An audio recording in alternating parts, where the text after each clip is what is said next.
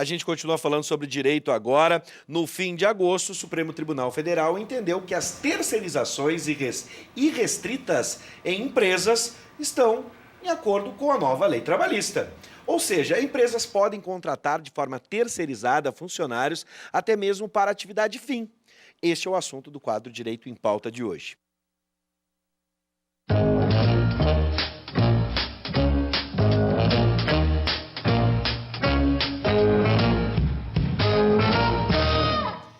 Para falar sobre o impacto dessa decisão, está conosco a advogada trabalhista Renata Gabert e o professor da UBRA e advogado especialista em Direito do Trabalho, professor Felipe Ferraz Merino. Boa noite, sejam bem-vindos. Você acompanha, participa pelo WhatsApp 99588-2374 e a gente começa então entendendo. Primeiro vamos explicar, professor, eu vou começar com o professor. Claro. Professor, hoje, o que é terceirização? O que a gente pode entender por terceirização e atividade fim?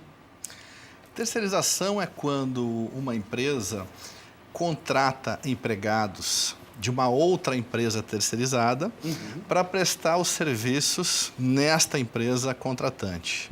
A empresa terceirizada é uma empresa que simplesmente faz a seleção de pessoal, não é? E faz o pagamento desse pessoal, ou seja, faz a parte de recursos humanos desse pessoal. E recebe uma gratificação, recebe uma comissão por empregado. Ou seja, a empresa terceirizada, ela faz toda a gestão de RH. E na carteira de trabalho, aquele empregado tem assinado na sua carteira contratado pela empresa terceirizada e não pela tomadora do serviço. Ou seja, ele é empregado da empresa terceirizada oficialmente com a sua carteira registrada, mas presta serviço na outra empresa tomadora do serviço. Perfeito. Agora, doutora, a autorização das terceirizações irrestritas era necessária? O que diz a lei? Pois, antigamente não era irrestrito, era para serviços, né, para um determinado segmento. Sim. Com a alteração da legislação 2000, da reforma trabalhista, ampliou. Né? E aí, então, restou para o tribunal se a atividade fim da empresa estaria dentro desta ampliação ou não. Sim. E aí, então, o tribunal entendeu que sim, que poderia ser terceirizado a atividade fim. O que é atividade fim? A atividade fim é aquela atividade principal da empresa tomadora do trabalho. Posso usar um exemplo aqui? Vamos pegar uma escola, tá? Uma escola, um ensino privado. Antigamente é muito comum a gente encontrar grupos que prestavam serviços para a higienização do ambiente, né? Certo. A faxina, por exemplo. Agora, os professores eram professores contratados da escola. Hoje, a gente pode imaginar que esses professores podem ser terceirizados? Sim, podem. Poderão ser terceirizados. Atividade fim é justamente a atividade ao qual a empresa, a instituição exerce. Então, professores numa escola seria uma atividade fim. Sim. Não é? E aí nós temos uma questão, porque essa semana nós tivemos um decreto do presidente Temer regulamentando a terceirização, inclusive no serviço público, porque a lei da terceirização não vetou essa terceirização no ente público. É possível. Porém, como o Ministério do Trabalho, o Ministério Público do Trabalho tem alertado, para exercer uma função pública tem que existir concurso público. Pois é. Está previsto na Constituição Federal. Então, essa lei de terceirização não alterou a Constituição Federal, ela simplesmente alterou algo dentro do âmbito da lei, ou seja, permanece a necessidade de concurso público. Porém, com esse decreto do presidente Temer, ele diz especificamente que, neste decreto, atividades típicas da administração pública, cargos da administração pública que sejam de carreira, que tenham poder decisório, não podem ser terceirizados. O decreto regulamenta que somente algumas atividades menos importantes, vamos por assim dizer, atividades de manutenção, limpeza, conservação e algumas outras atividades, que aí vai depender de interpretação, poderiam, em tese, ser terceirizadas dentro do serviço público. Aí eu fiquei que pensando... nunca é especificado, né? Pois então mas aí eu fiquei pensando, por abre exemplo, a discussão. A gente tem pessoas trabalhando, por exemplo, no Poder Executivo, né, que são cargos, os CCs, cargos de comissão. Sim. E eles não são, de certa forma, terceirizados dentro de uma atividade que às vezes nós temos concursados dentro. Estou lembrando aqui da Fundação Piratini, tá? Que passa por esse processo de extinção. E a gente tinha dentro da fundação pessoas que eram concursadas para o trabalho, trabalhar, por exemplo, na TVE, mas que também exerciam cargos, algumas entravam e saíam em determinadas gestões, eram cargos de comissão, CCs. É que existe uma diferença, né? Pela lei, os cargos em comissão dos governos, da administração direta, eles são regidos por estatutos, são estatutários. Não são seletistas esses cargos. Sim. São regidos pela legislação do direito administrativo. E não é uma terceirização, porque é uma contratação direta do ente público que contrata alguém para exercer cargo de confiança previsto na própria lei. Sim. E aí nós temos também a administração indireta, em que existem empregados seletistas e existem também funções criadas por lei diretamente para exercer essa função pública, mas que não é uma terceirização, é uma contratação direta. Por quê? Porque a terceirização é quando você contrata uma empresa de fora para contratar o empregado e esse empregado dessa empresa de fora terceirizada presta o serviço dentro da administração pública. Então essa é a diferença. A relação de emprego não é... O contrato de trabalho não é com aquele que está recebendo o trabalho. Sim. Então, o contrato de trabalho daquele professor não é com aquela escola, é com aquela empresa que terceiriza. Mas ele não pode aí ter a sua empresa, por exemplo? O professor pode. Uma empresa? E isso é uma outra coisa que a legislação permitiu, né? Inclusive, a possibilidade de eu ser uma pessoa jurídica tá? E prestar trabalho exclusivamente para uma única empresa. E se antes isto era reconhecido como relação de trabalho, hoje expressamente está dito que não pode ser reconhecido. É uma coisa meio complicada, para mim é absolutamente inconstitucional. E aí que nós mas vamos entrar no debate. é uma barreira, quer dizer, a legislação determinou que isto pode acontecer e que eu não vou reconhecer que é uma relação de trabalho. E agora emprego, começa né, o debate, tá? Você aí de casa pode participar, 99588-2374. Essa decisão, na visão de cada um, ajuda ou prejudica o trabalhador? O grande objetivo da reforma trabalhista é gerar postos de trabalho. Como vocês enxergam isso? Outros dizem que vai precarizar a situação do trabalhador. Eu acho que, via de regra, sempre precariza. Tá? Porque se a legislação diz, a legislação do terceirizado diz que eu contrato, tá? E que eu tenho que manter igualdade entre aqueles funcionários que eu tenho, quer dizer, se o meu funcionário, o meu professor, recebe vale, recebe alimentação, o terceirizado tem o direito a esses direitos. A questão é, se eu deixo de ter contratado, entende? Eu não tenho equiparação, certo? Então, eu só posso comparar com aquilo que eu tenho. Se eu deixo de ter professores contratados, eu não tenho aquilo que cumpria. E é aí que as coisas, no meu ponto de vista, começam a ficar muito relativizados, porque você começa a deixar de ter uma categoria, né? Porque a categoria se dá dentro de grupos econômicos, então. Como é que nós vamos estabelecer toda essa equiparação? Vai ter um sindicato que vai dizer que o terceirizado nessa ou naquela situação poderá, mas também isso tudo fragilizou porque o sindicato, ele passa a ser às vezes uma figura emprestada, porque eu posso fazer negociação coletiva sem a companhia do sindicato. Bom, quem disse também que eu sou obrigada a fazer a contratação por X horas? Por mensal, se nós temos a possibilidade de o trabalho ser eventual. Então, ele vai realmente ser contratado mensalista ou ele vai ser até pelo tempo que vai trabalhar? Quem vai reger isso aí é o contrato. É o contrato. Claro. Então, vai abrir postos de trabalho? Talvez. Esse posto de trabalho vai colocar a igualdade de condição, como a gente tem carteira assinada e salário fixo no final do mês, porque, veja, salário fixo ao final do mês é uma conquista da sociedade. Eu fico pensando, por exemplo, vou continuar no exemplo do professor, né? Porque tem questões bem peculiares. Janeiro e fevereiro, período de férias, né? Onde os professores continuam recebendo, fazem um encontro de classe, Como é que o senhor interpreta isso, professor? O senhor acha que pode fragilizar? Vamos lembrar primeiro que não se pode terceirizar a função pública de professores do setor público. Claro, né? Isso não foi importante. permitido, são só da empresa privada, vamos dizer assim. Né? Sim.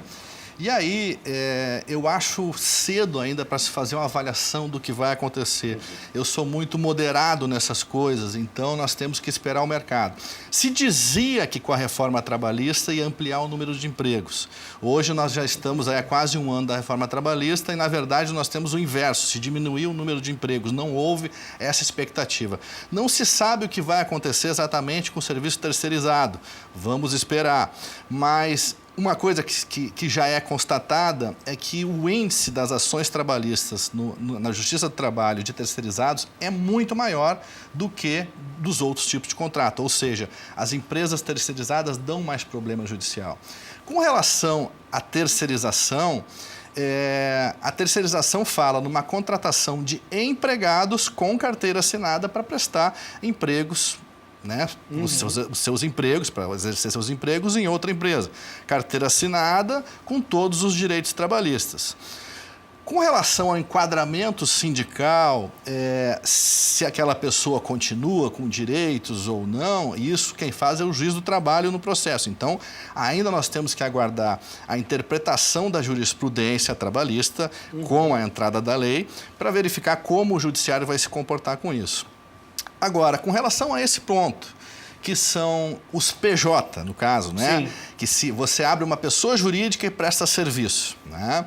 É possível isso já existiu mesmo antes da reforma, mesmo antes dessa lei de terceirização, pessoas que criam uma pessoa jurídica para prestar serviço. E aí nós temos dois casos, né? O primeiro caso, aquelas pessoas que efetivamente são pessoas jurídicas, porque têm uma empresa e prestam serviços para um ou para mais empregados. E nós, para um ou para mais empregadores, Sim. desculpe. Mas nós temos também aquele caso de situações que são mascaradas, ou seja, a pessoa efetivamente é empregado, tem subordinação, trabalha com todos os elementos de uma relação de emprego, com pessoalidade, remuneração, não eventualidade, né? Subordinado todos os dias da semana, exatamente como o empregado, só que ele tem lá um contrato de pessoa jurídica. Isso, pelo princípio da primazia da realidade, pode-se haver, sim, o reconhecimento de uma relação de emprego na forma do artigo 3º da CLT. Essa pessoa pode ser reconhecida como empregado.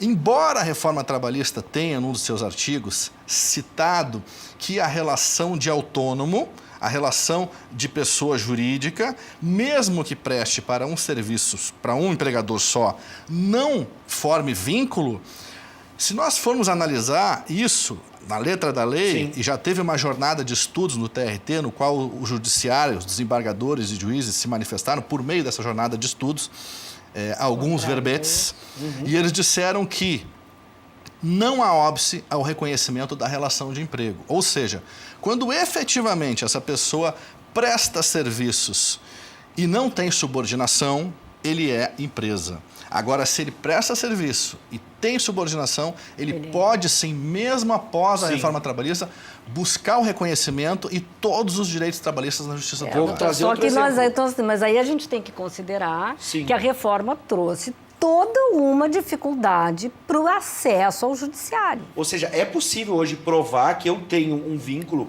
mesmo... Porque isso era muito comum no mercado de comunicação, a contratação via nota, a remuneração via nota. Né? Você trabalhava com uma empresa de comunicação e a empresa te remunerava por uma empresa que você tinha criado, é você mesmo, né? Nesse caso. E aí, como é possível hoje se refazer contratos? Porque a gente assina um contrato quando é contratado, né, por uma empresa. A gente sai do funcionário e eu crio a minha própria empresa como professor. É possível eu trocar, fazer a migração para esse contrato e garantir alguns direitos do contrato anterior? Isso pode ser negociado?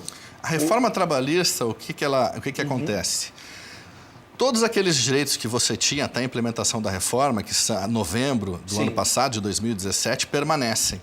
A partir de novembro de 2017 para cá, com a reforma, já mudou tudo. E já entra em vigor a reforma. Independente do contrato que você tenha, a lei nova já está valendo. Agora tem uma questão que eu fiquei pensando assim, eu processar a mim mesmo é complicado, tá? Eu criei a minha empresa e não estou de acordo com... Te resta Pois entrar é. com uma ação de vínculo. A questão Claro. é que agora tu tens que entrar com uma ação de vínculo, tens que provar, tens que pagar custas sobre isto, Sim. porque antes não tinha, não é? Então, tem toda uma discussão processual que anteriormente não tinha e que dificulta, sim, o acesso. E eu vou dar outro do exemplo empregado. agora, que eu estou querendo entender, estou fazendo várias hipóteses aqui de coisas que vão acontecer na justiça a partir dessa nova reforma trabalhista e desse entendimento sobre a terceirização. Eu presto a central dos professores, né, que é contratada do colégio tal que contratou os professores de geografia, de blá blá blá blá. E aí, na hora, se eu me sentir prejudicado de alguma forma, quem eu processo? A central dos professores ou o colégio? Ou é possível também ter essa responsabilidade compartilhada entre os dois? Porque eu posso pedir assim, o meu local de trabalho não era bom.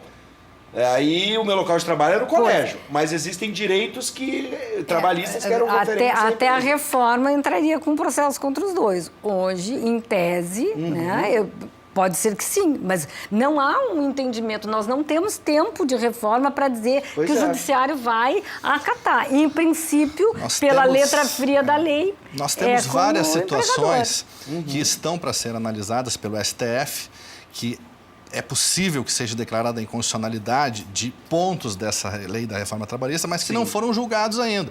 Essa questão da terceirização foi um dos pontos. E aí o Supremo disse que, olha, é permitida a terceirização na forma da lei.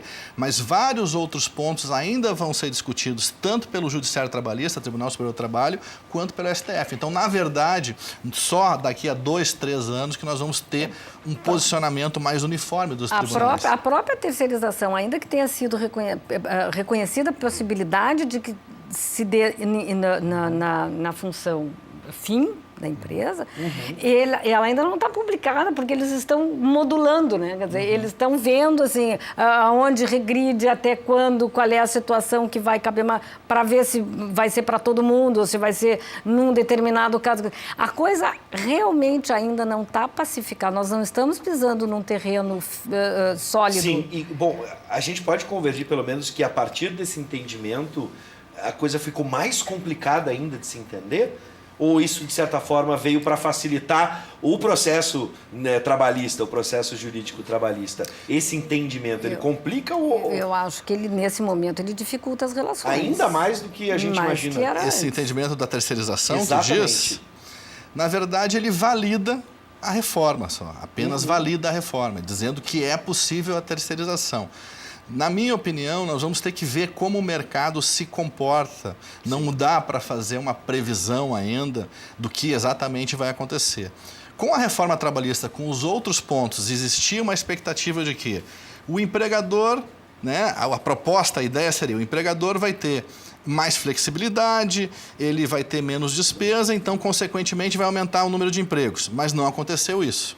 Agora, com a terceirização também, se espera que se tenha mais uma flexibilização para se ter mais emprego. Porque tem empresas terceirizadas que funcionam muito bem e tem pessoas que trabalham bem em empresas terceirizadas. Mas nós temos empresas terceirizadas que também têm problema. Então, na verdade, eu acho que nós temos que esperar para ver como o mercado se comporta nos próximos meses em relação a essa decisão.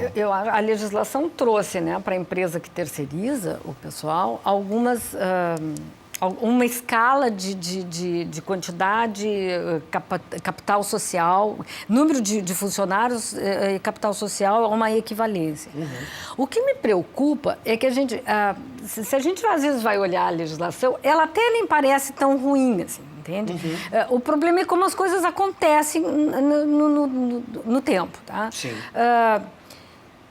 Sem demonizar empregado e sem demonizar todos os empresários, a gente tem um sério problema de cumprimento de algumas questões desta relação. Né? Quer dizer, é um consenso de que o problema com o funcionário é que a folha é cara. Fizeram toda uma reforma, mas eles não mexeram, tecnicamente, nas incidências. Então, a folha continua sendo cara. Entende? Eu relativizei a contratação, talvez, mas a minha folha segue sendo cara. Então, eu mascarei as situações. Bom, junto com a reforma trabalhista, o governo Temer reduziu valores para o Ministério Público do Trabalho e para o Ministério do Trabalho na fiscalização das empresas. Então, se determinadas coisas podem acontecer, desde que bem fiscalizadas, mas eu retiro o dinheiro da fiscalização... Pois é. Bom, é aquela velha máxima do Brasil, né? Lei, ela existe. A gente tem que ver como vai ser a aplicação dessa lei, né? Bom, enfim. E pelo que a gente entendeu, precisamos ter paciência, porque por enquanto tá tudo meio envolviado. Ainda não sabemos. Ainda não sabemos. Uma coisa positiva com a lei da terceirização é que não existia uma previsão legal com relação à responsabilização do tomador de serviço. Sim. Ela era feita só dentro da jurisprudência e se tinha muita discussão. Com a lei da terceirização, hoje o tomador de serviço é responsável subsidiário. Isso está previsto na lei. Então, esse é um ponto positivo, né?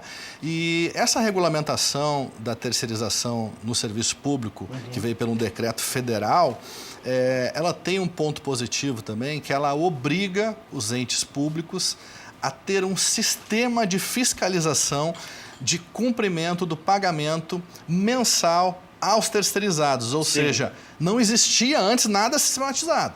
E esse era um problema grande, porque muitos empregados ficavam sem receber e aí isso gerava greve, isso gerava ação trabalhista. Agora, nesse decreto federal, foi uma iniciativa positiva, todo mundo, todos os entes que tiverem que fazer a contratação vão ter que ter um sistema de fiscalização. Bom, mas agora, tinha na licitação. Agora nós vamos ver como o sistema vai funcionar a partir disso. Vamos aguardar. Por enquanto, as explicações foram dadas aqui para o entendimento de cada um. Professor Merino, seja sempre bem-vindo. Obrigado. Doutora Renata, Obrigada. mesma forma, sejam sempre bem-vindos e a gente vai nos encontrar com certeza daqui a um tempo para avaliar o que está acontecendo de efetivo.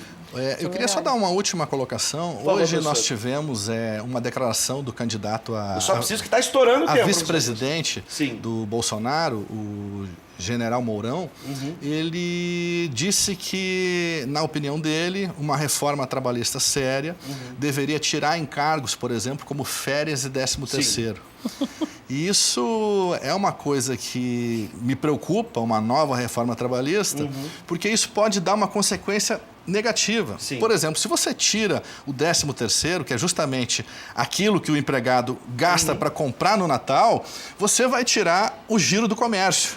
Professor, eu vou lhe dizer uma coisa. Isso preocupou não só o senhor, mas preocupou inclusive o candidato Bolsonaro, que já se manifestou a respeito dessa situação, né? Preocupou a todos, mas enfim. São questões que a gente vai avaliar a partir agora da campanha. Por isso a gente salienta que você sempre tem que estar de olho na campanha e o que os candidatos estão falando, não importa qual. Mais uma vez, obrigado, professor. Doutora Renata.